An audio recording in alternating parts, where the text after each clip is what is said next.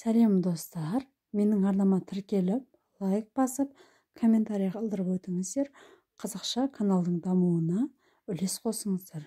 Бүгін өте дәмді болып шығатын сазан балықтан бақтырма жасаймыз.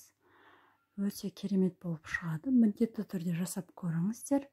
Ең алдымен қажетті заттарымыздың барлығын ашып, жуып, тазалап турап алдым. Пияз, сәбіз және картоп қажет. Ең алдымен балығымызды тазалап, бөлшектеп, кішкене тұз сеп тұздап алдым. Қызып тұрған майымызға пиязымызды саламыз. Пиязымызды жақсылап қызарғанша қуырамыз. Пиязымыз қызарылып қуырғаннан кейін үстінен сәбізімізді салып бір араластырып, оның үстінен картопымызды саламыз. Картопымызды салып, жақсылап араластырамыз. Картопымыз піскенше, жартылай піскенше жақсылап қуырып алу қажет. Өте дәмді болып шығады, сөзсіз. Мінекей, менің картопым пісті. Енді отымды баяу қойып, үстінен кесіп алған балықтарымды біртіндеп қойып шығамын. Ең алдымен бастарын қойдым. Мен бір үлкен, бір кішкентай сазан алдым.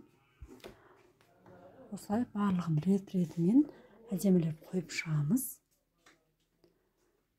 Мінекей, барлығын қойып шықтым. Енді осының үстінен түрлі дәмдеуіштер себеміз. Мен тұз, қара бұрыш және универсальный дәмдеуіш және помидордың соғы, томатпен қайнаған су араластырып, соларды пайдаландым. Және де құрғақ укроп пайдаландым. Егер сізде құрғақ укроп болмайтын болса, қоспай қойсаңыздар да болады.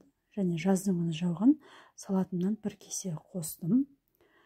Барлығын сеуіп, үстінен соқтарымды құйып, томатымды құйып, 1,5 сағат көлемінде бақтырып алдым. Алдымен 15 минут көлемінде қатты қайнатып алдым. Сосын отты баяу қойдым. Қанша көп қайнаса, сонша дәмді болып шығады. Мінекей, тамағымыз дайын болды. Міндетті түрде жасап көріңіздер. Менің арнама тіркеліп өтіңіздер.